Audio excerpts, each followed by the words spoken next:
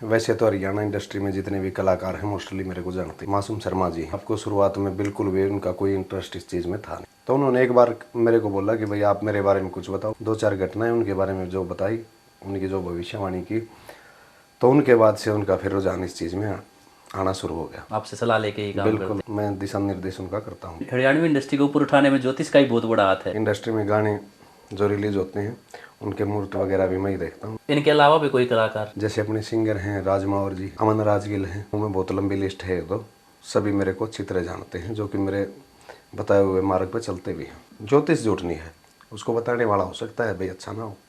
भाई जो काम हमारा आसानी से नहीं हो रहा हो, हम कोई रत्न धारण कर लेते हैं, उसका अच्छी तरह पूजा पाठ करके उसकी प्राण प्रतिष्ठा करके पहनना चाहिए।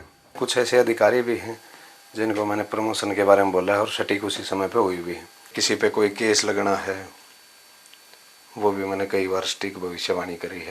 नीलांबुजे श्यामल कोमलांगम सीता समारोह पितवाम भागम पाणौ महासायक चारुचापम नमामि रामं रघुवंशनाथं नमामि रामं रघुवंशनाथं। नमस्कार दोस्तों, मैं आपका अपना दोस्त हितेश कौशिक और आप देख रहे हैं MS टॉक शो। आज इस शो पे हम जिसके बारे में बात करने जा रहे हैं वो इंसान एक ऐसा इंसान है जिन्होंने ज्योतिष में महारत हासिल कर रखी है, जिनके दिशा निर्देशों पे चल के बहुत से हरियाणवी कलाकारों ने अपने जीवन में सुधार किया है। बहुत से लोगों का जीवन इनकी बताई हुई बातों से बदल गया है। उस शख्सियत का नाम है आचार्य सतपाल शर्मा जी। आचार्य जी नमस्कार। हाँ नमस्कार दोस्तों, MS टॉक देखने वाले सभी दर्शकों को मेरा नमस्कार। आचार्य जी, मेरे दर्शक कुछ आपके बारे में जानना चाहते हैं, थोड़ा कुछ अपने बारे में बताइए। देखिए, मैं एक ब्राह्मण परिवार से बिलोंग करता हूँ और मेरा हरियाणा में जो डिस्ट्रिक्ट जींद है उसमें एक गांव है छोटा सा ब्राह्मणवास, वहाँ से मैं बिलोंग करता हूँ।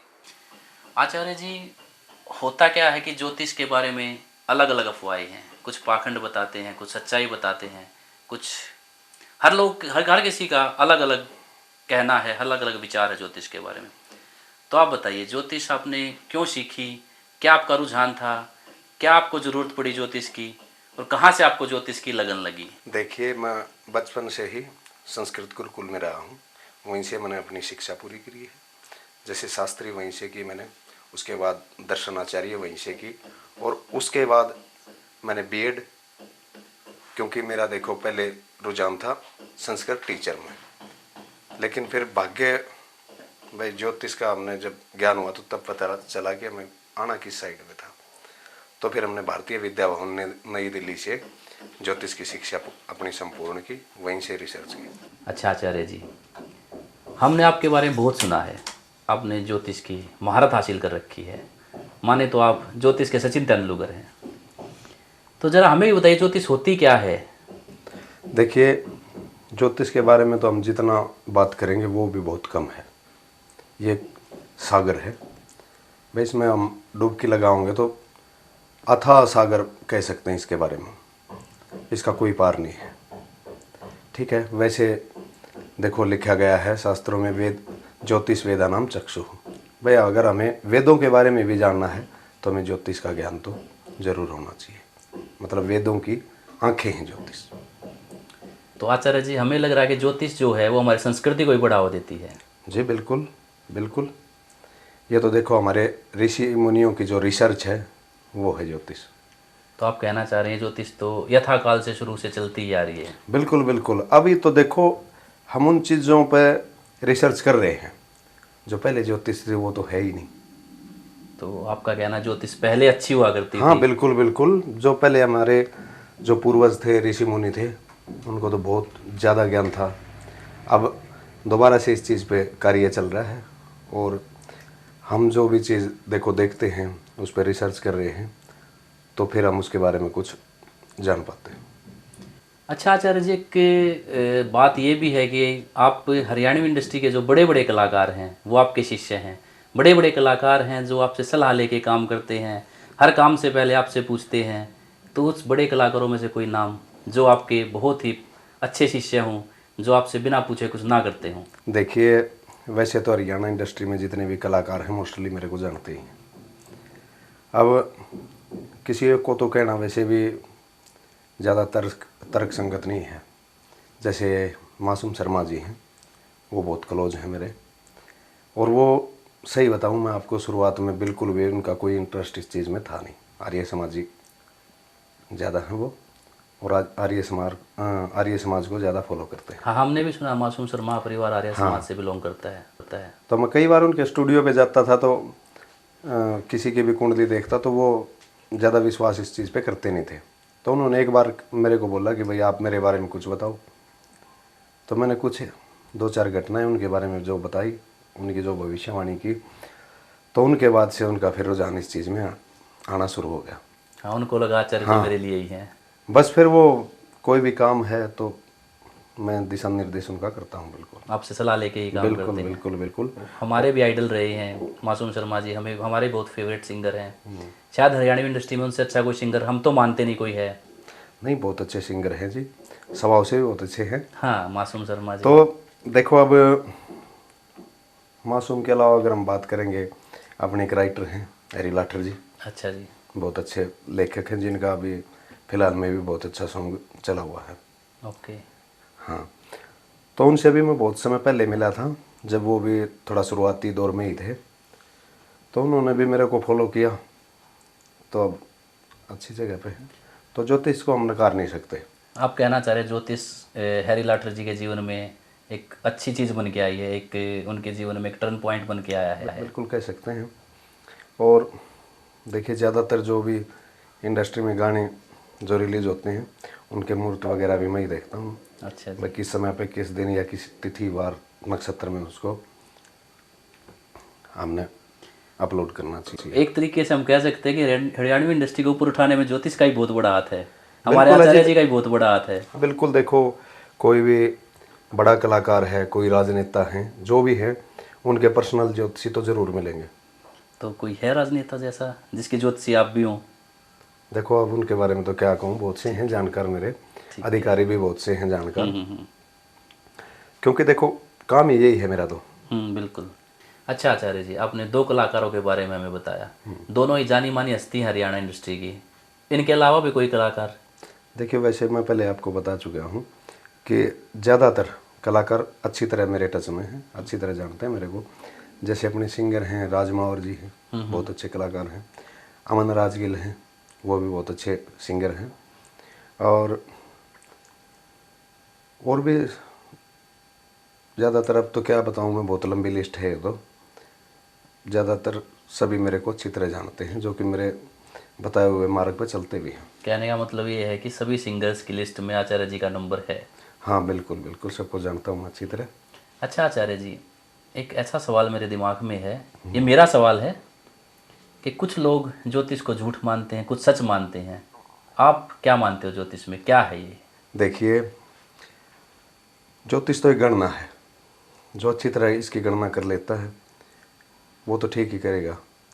अगर आपको कोई अच्छा ज्योतिषी नहीं मिला तो आप उसको देखो विश्वास कैसे करोगे। अगर आपको कोई अच्छा ज्योतिषी मिलता है तो फिर आपका तो विश्वास बनेगा ही। ज्योतिष झूठ नहीं है, उसको बताने वाला हो सकता है भाई अच्छा ना हो। आपका कहने का मतलब ये है कि ज्योतिष समझाने वाले गलत हो सकते हैं, ज्योतिष गलत नहीं है। हाँ बिल्कुल बिल्कुल, क्योंकि ये तो देखो प्योर साइंस है भाई। हमारे पूर्वजों ने पहले ही कोई साधन नहीं हमारे पास थे, तो उन्होंने बताया था कि भाई ग्रह 9 है। तो ज्योतिष भी इसी चीज़ को फॉलो करती है और साइंस भी इसी चीज़ को बताती है कि भाई 9 ग्रह हैं। तो इसमें तो झूठ का तो कोई चांस ही नहीं। अब आप देखिए, जैसे मैं एक छोटा उदाहरण देता हूँ आपको कि ज्योतिष या ग्रहों का हमारे ऊपर प्रभाव क्यों कह सकते हैं। अब चंद्रमा पूर्णिमा के दिन सबसे ज़मीन के नज़दीक होता है, तो समुद्र के जितना नज़दीक है तो ज्वार भाटा आ जाता है। तो एक आम आदमी के जीवन पे इसका क्या प्रभाव पड़ेगा आप देखो। ये बड़ी बात है ना।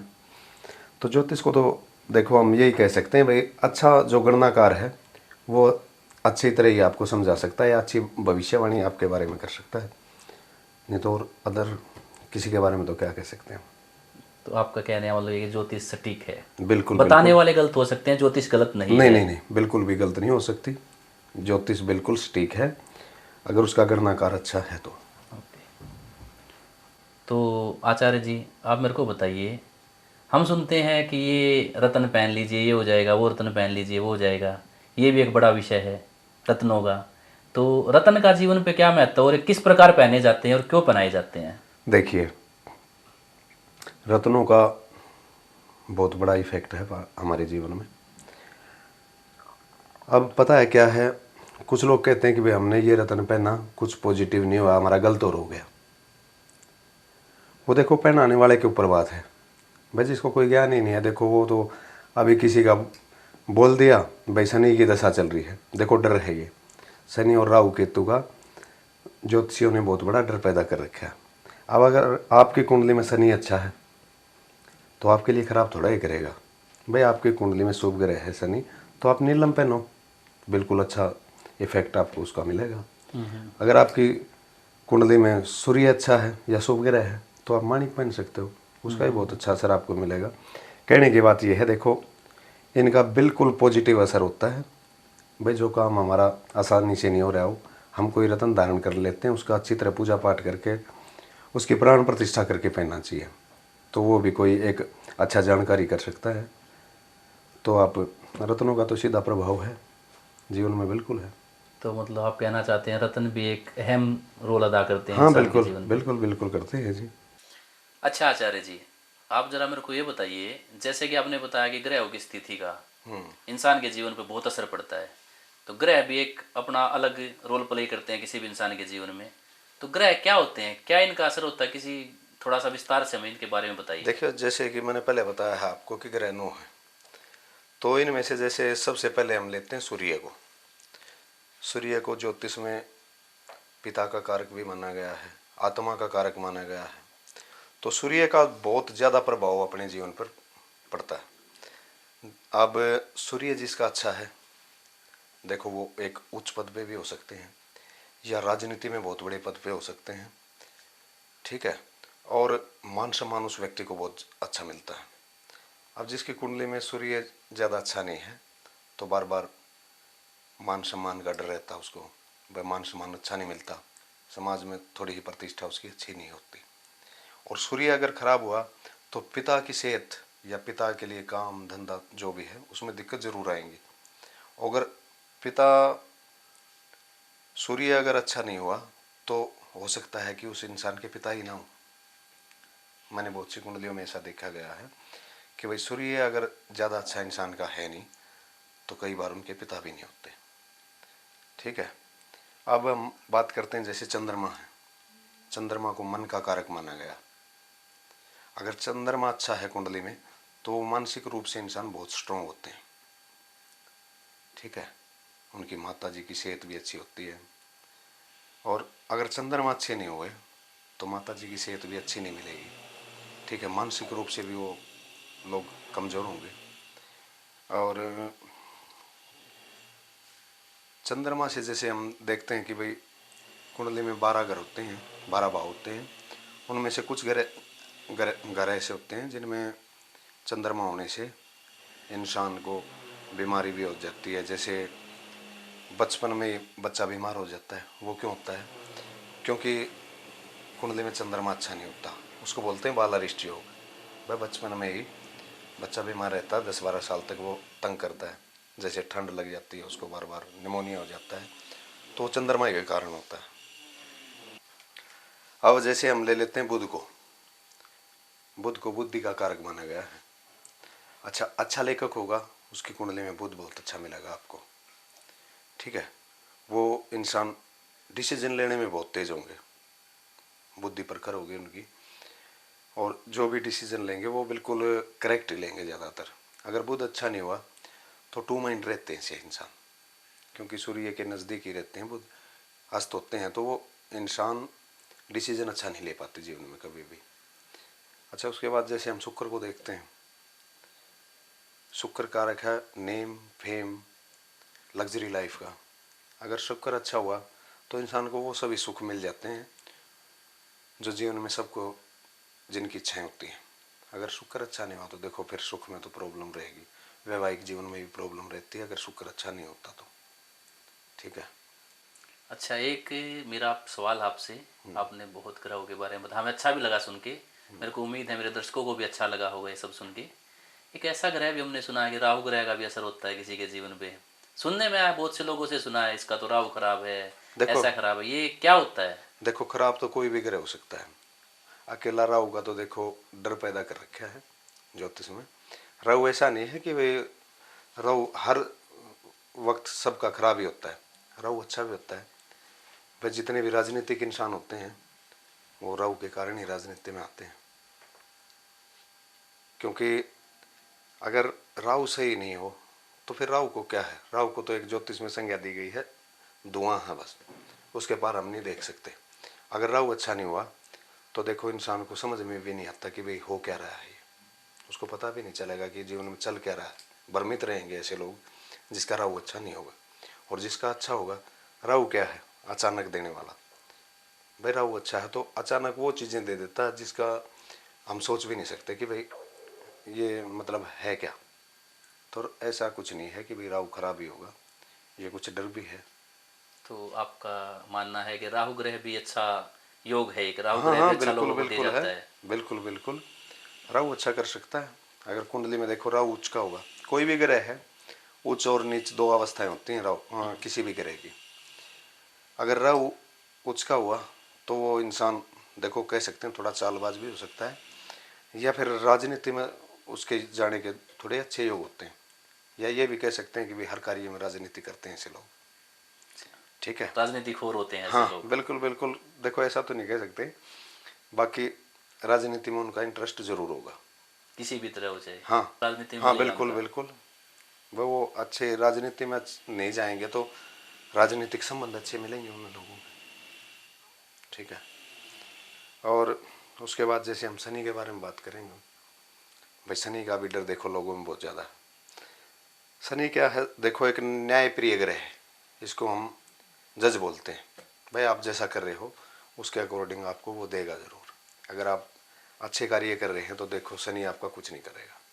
अगर आप बुरे कार्य कर रहे हैं, भाई गलत कार्य कर रहे हैं, आप अपने नीचे काम करने वाले को सता रहे हैं, तो देखो शनि आपका अच्छा बिल्कुल भी नहीं करेगा, बिल्कुल गलत रिजल्ट मिलेंगे। अगर आप अच्छा कार्य कर रहे हैं, भाई किसी का बुरा नहीं कर रहे हैं, तो फिर क्या है, शनि तो आपको और भी अच्छा देगा। मतलब इसको आप ये कहेंगे कि बुरे के साथ बुरा और अच्छे के साथ अच्छा, ये शनि की प्रवृत्ति है। तो आपका कहना है कि कोई व्यापारी है तो उसके अपने नीचे काम करने वाले सभी लोगों को खुश रखना चाहिए? बिल्कुल बिल्कुल बिल्कुल, अगर हमें अपना शनि अच्छा रखना है तो कोई भी व्यापारी कह सकते हैं हम, कोई अधिकारी कह सकते हैं, तो देखो अपना शनि अच्छा रखना है तो उनको तो अपने नीचे काम करने वालों के मतलब अच्छी तरह पेश आना ही पड़ेगा। तो ये तो जीवन का भी नियम होना चाहिए, अपने साथ काम करने वालों को खुश रखना। हाँ बिल्कुल बिल्कुल, लेकिन कुछ लोग नहीं कर पाते, फिर वो अपने शनि को खराब कर लेते हैं। तो फिर ऐसा कुछ है नहीं कि भाई हम खराब कर रहे हैं और फिर हम किसी चीज़ से उसको ठीक कर सकते हैं। उसको तो ठीक करने के लिए हाँ फिर हाँ देखो उसके बारे में अब ये कह सकते हैं कि भाई हम अपना नेचर सुधार सकते सुधारना हैं। पड़ेगा बस हमने, और कुछ इसका जरिया है नहीं। अब कुछ लोग कह सकते हैं कि मैं ये उपाय करवा देता हूँ वो करवा देता हूँ। उपाय क्या होते हैं, उपाय तो देखो अगर हम गलती कर रहे हैं तो अगर कुंडली में गलत है ना तो उसको ठीक कौन कर सकता है, बिल्कुल। हम स्वयं कर सकते हैं भाई अच्छे कार्य। उपाय क्या है कि भाई हमें कुछ नुकसान ज़्यादा होना है, हमने कोई उपाय कर लिया छोटा तो उसका नुकसान कम हो जाएगा, ये नहीं कि हम उसको ख़त्म कर सकते, बिल्कुल भी नहीं कर सकते, फिर तो कुंडली गलत हो जाएगी। और सबसे पहली ज़रूरत क्या है कि कुंडली हमें शुद्ध मिलनी चाहिए, नहीं तो एक ज्योतिषी भी भाई हंसी का कारक बन जाता है। हाँ, अगर सही चीज़ें ना हो तो। हाँ अगर हमें डिटेल ही सही नहीं मिलेंगी, शुद्ध जन्म पत्री हमारे पास नहीं है, तो हम जो बोलेंगे देखो वो तो होगा नहीं। अगर कुंडली सही है तो फिर मैं नहीं कह सकता कि भैया एक अच्छा ज्योतिष का जानकार आपके बारे में कुछ गलत भविष्यवाणी करेगा। तो हम अपने दर्शकों से भी अनुरोध कर सकते हैं कि अगर आपको कुंडली किसी से भी दिखानी है, किसी ज्योतिष के पास जाना है, तो आपके पास डिटेल ठीक होनी चाहिए सबसे पहले। हाँ बिल्कुल बिल्कुल, देखो डिटेल के बगैर तो देखो नहीं हो सकता कुछ भी।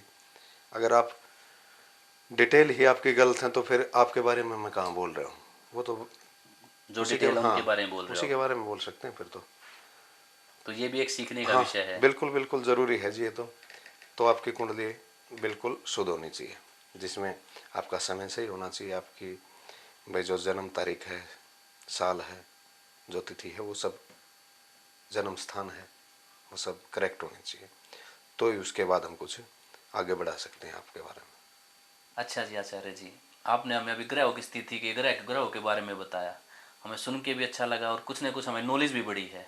बिल्कुल। तो अभी जैसे सुनने में आता है कि इस ग्रह से किसी को कोई दोष है, क्या दोष है, तो क्या कुछ ऐसा भी होता है ग्रहों की स्थिति से कुछ दोष या कुछ योग बनते हों? बिल्कुल बनते हैं जी। थोड़ा अब विस्तार देखो, से आप बताइए इस बारे में।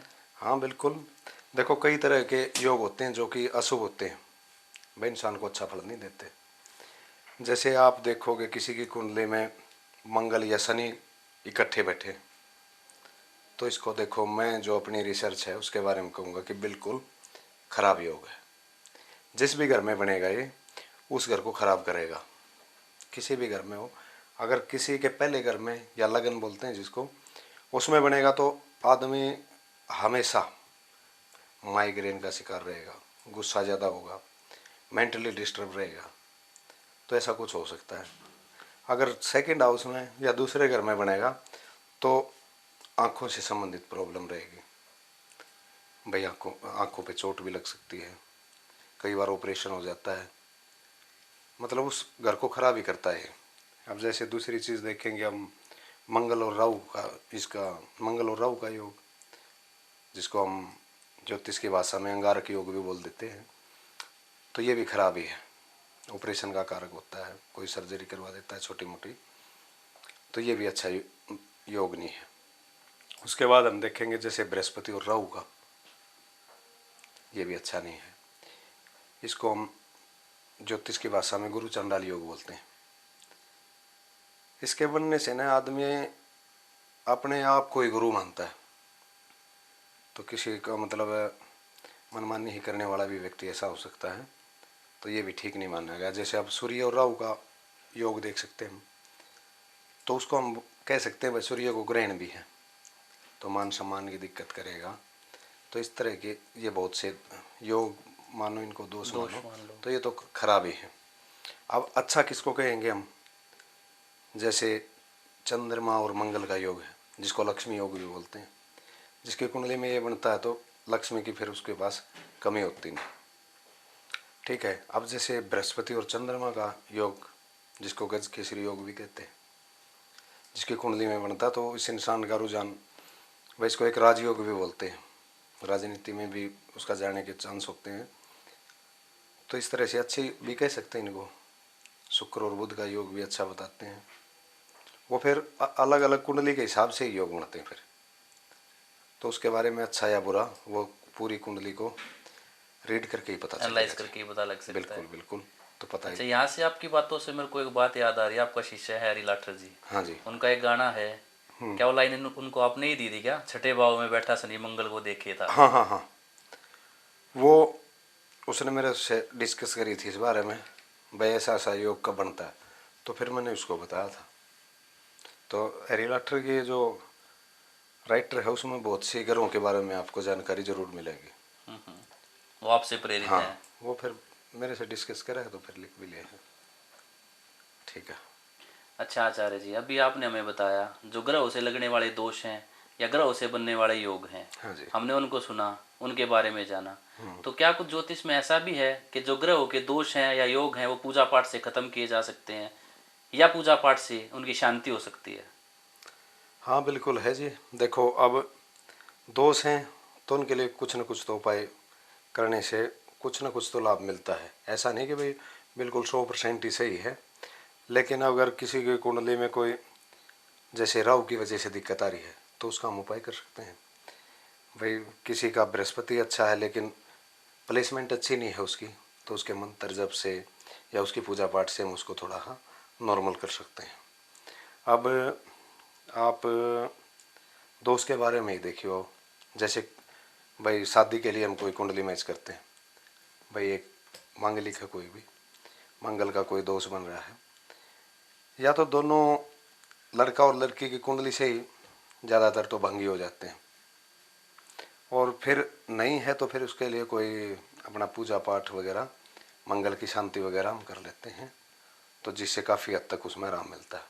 अब जैसे कोई भी बच्चा गंडमूल नक्षत्र में पैदा हो जाता है तो उसको जीवन में परेशानी भाई सेहत से संबंधित रह सकती हैं, या आगे अपनी शिक्षा में भी कुछ परेशानी रह सकती हैं। तो फिर उसके लिए फिर हम उसकी जो गंडमूल नक्षत्र की शांति होती है वो कर सकते हैं। अच्छा, उसके बाद हम देखते हैं जैसे राहु केतु की वजह से एक दोष बन जाता है जिसको काल सर्प दोष बोलते हैं, तो उसकी शांति भी जैसे शंकर भगवान की पूजा वगैरह हम करवा देते हैं, तो उससे भी मतलब काफ़ी हद तक उसमें आराम होता है। कोई एक ऐसी पूजा या कोई एक ऐसा मंत्र आप हमें बता सकते हैं जिससे किसी भी ग्रह की शांति हो? फिर वो तो नवग्रह शांति होती है जी, सभी ग्रहों के लिए ही करनी होती है। बाकी मेरा मानना ये है कि हमारी कुंडली में जो शुभ ग्रह है ना, तो मंत्र उच्चारण या मंत्र जप उसी के लिए करना चाहिए। अगर हमारी कुंडली में कोई मतलब खराब ग्रह है या शुभ ग्रह बोल सकते हैं उसको, वो है तो देखो उसके लिए तो फिर दान भाई कोई उपाय ही कर सकते हैं, तो उससे उसकी शांति हो जाती है। और ऐसा कुछ नहीं है कि भाई सबके लिए पूजा ही ज़रूरी है, कुछ हम दान करके भी किसी भी ग्रह को शांत कर सकते हैं। तो आपका मानना यही है कि पूजा पाठ भी एक अहम रोल प्ले करता है किसी भी हाँ कुंडली में या किसी के शुद्धि में या शुद्धि में? हाँ, बिल्कुल करता है जी। अगर कोई दोष है तो देखो उसके लिए निवारण भी होता है, उपाय भी किए जाते हैं, जिसका मतलब 100% तो नहीं कह सकते, लेकिन बहुत ज़्यादा काफ़ी हद तक उसका प्रभाव पड़ता है। ठीक है आचार्य जी। हाँ जी। अच्छा आचार्य जी, हमने सब कुछ सुना, सारी बातों को जाना। एक मेरे अंदर एक सवाल और भी है। जो बताइए। हमारी संस्कृत भाषा है उसका धीरे धीरे विलय होता जा रहा है, वो खत्म ही होती जा रही धीरे धीरे वो भाषा। आपको क्या लगता है कि इस पे जोर देने की ज़रूरत नहीं है, और है तो हम कैसे इस भाषा को बढ़ावा दे सकते हैं? देखो बिल्कुल आपका प्रश्न सत्य है जी। अब संस्कृत भाषा पे थोड़ा बिल्कुल भी कोई ध्यान नहीं है।